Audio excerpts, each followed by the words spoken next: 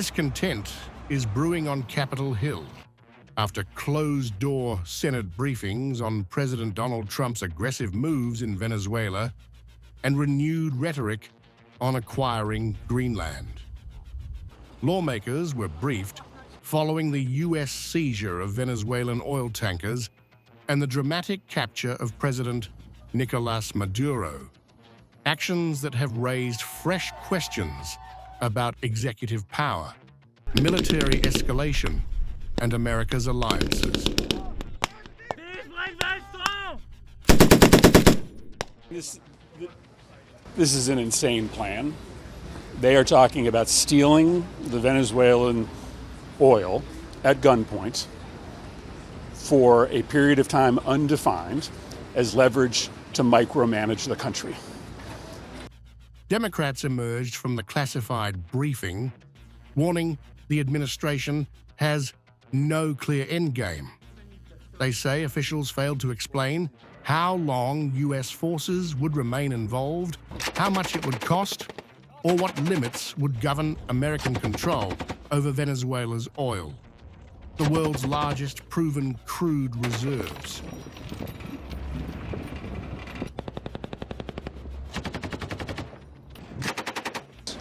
Across America, people are just saying, what the hell is going on? We need answers as to how long this is going to last. We need answers to how many troops, how much money. Are there guardrails, things we don't do? The Trump administration is defending its strategy as leverage-driven stabilization. Officials say sanctions and maritime seizures give Washington unprecedented control over Venezuela's oil exports, with proceeds to be managed under U.S. oversight during a political transition.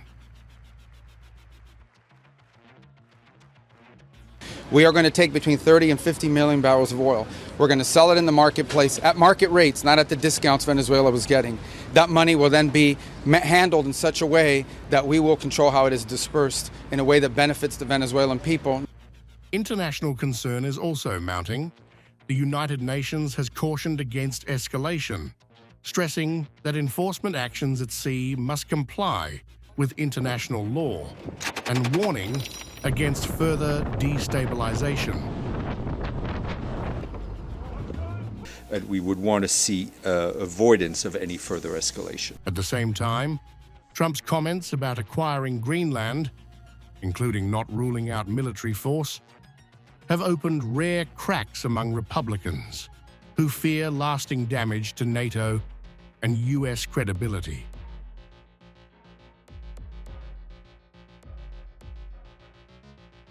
Taken together, Venezuela and Greenland are no longer isolated flashpoints. They are fueling a broader debate in Washington over unilateral action, alliance stability, and the limits of presidential authority, with resistance now stretching beyond traditional partisan lines.